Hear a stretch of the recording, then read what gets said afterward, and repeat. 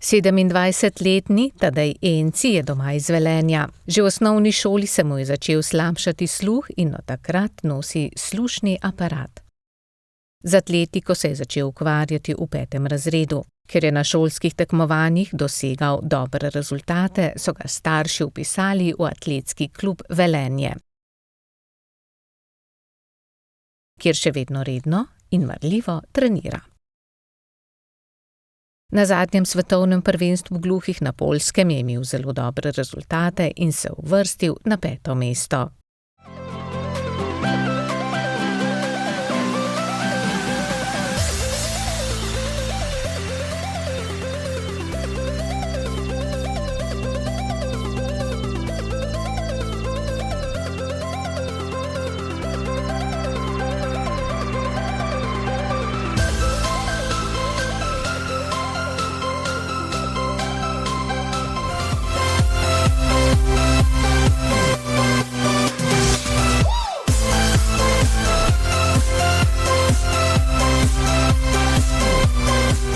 Na svetovnem prvenstvu gluhih, ki se je odvijalo na Poljskem, sem se v bistvu prvič uvrstil v finale.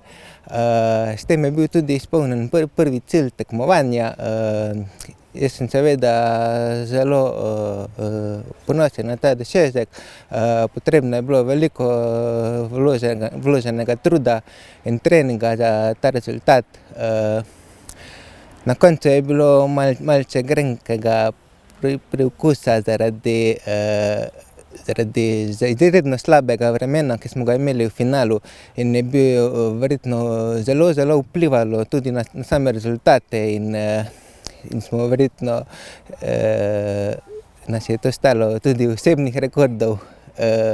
Saj jaz vem, da sem bil na samem tekmovanju zelo dobro pripravljen in tudi sem ciljal tudi na osebni rekord. Tadej je letos na svetovnem prvenstvu v Lublinu na Poljskem osvojil 5. mesto, kar je seveda odličen rezultat. Žal nam ni uspelo poboljšati osebnega rekorda. V danih vremenskih razmerah se je tekel v dežju, vetru in pa na 11 stopinjah. Tadej je ambiciozen tekmovalec, zelo motiviran in marljiv. Vsako podrobnost na vaji skrbno načrtuje in nikoli ne izpusti niti iz teka. Je atlet od A do Ž, kakršnega si trener lahko le želi.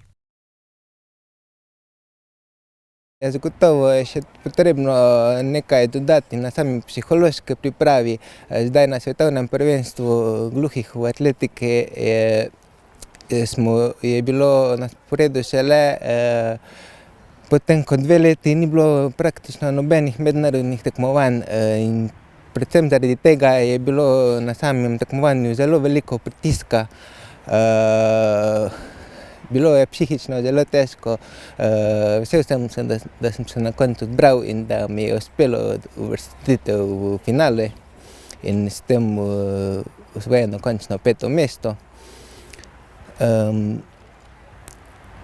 Na pripravah v Medulinu pretekli mesec sem se udeležil tudi priprav Paralimpijskega komiteja, ki so se odvijale v Medulinu. To so bile v bistvu 3. skupne priprave.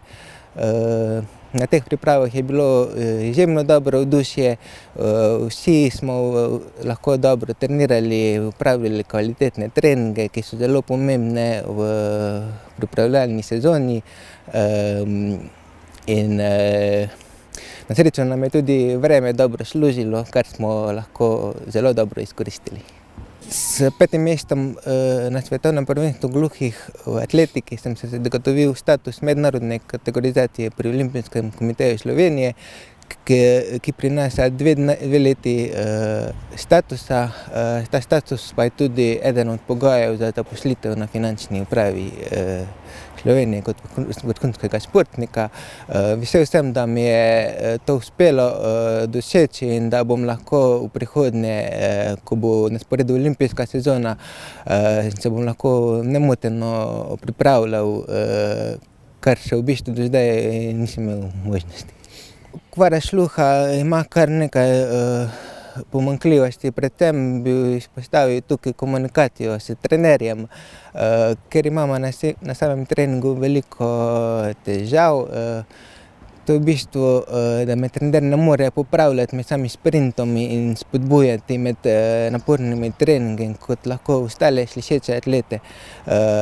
Zato smo razvila predvsem nekaj svojih znakov, s katerimi lahko trener hitro pokaže, popravi ali doda kakšno spodbudbo v obliki kretnje. Končna analiza treningov pa sledi po koncu treninga, in sicer doma preko Viberja, Gmaila ali drugih oblik komuniciranja. Tadeju se sluh vse bolj slabša. Vseeno je z veliko truda uspešno zaključil osnovno in srednjo šolo in diplomiral ter postal inženir mehatronike.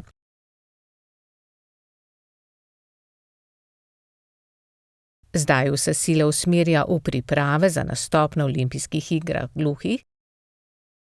V dvoranski sezoni se bom udeležil nekaterih dvoranskih tekmovanj, kar bo v bistvu zadnje tekme pred poletno sezono, ki bo tudi poseben izziv zaradi olimpijade gluhih v Braziliji.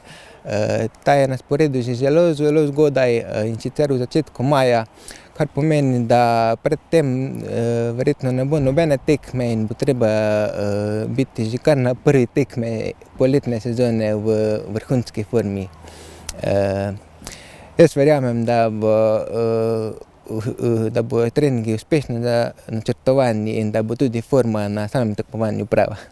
Tadej je še relativno mlad tekmovalec, tako da seveda mu ne manjka potenciala. Imamo še rezerve tako v hitrosti kot eksplozivnosti in pa seveda v hitrostni vzdržljivosti. Tako da menim, da še lahko napreduje v rezultatu. Tadej trenira dvakrat dnevno, od ponedeljka do petka, ob sobotah sledi samo en trening, nedelja je namenjena odmoru. Trenutne razmere glede na COVID ne vplivajo na trening. Ja, trenutno smo v trenažni proces vključili tudi 400 metrov ovire, po eni strani zato, da popestrimo sam trening, po drugi strani, da izboljšamo samo tehniko koraka. ENC je namreč gre za najnižjega tekača v teku na 400 metrov in morda prvi trening kaže, da mu gre dobro in morda bo na olimpijskih igrah za gluhe tekmoval tudi v disciplini 400 metrov ovire. Vse pa je seveda odvisno od urnika, še vedno je prva disciplina 400 metrov. Vemo, da je Brazilija na drugem koncu našega planeta in zagotovo se ne mislimo vračati praznih rok. O Tadeju Enciju, obetavnem slovenskem mladem gluhem atletu, bomo na Spletni TV redno poročali. Zato nas spremljajte še naprej.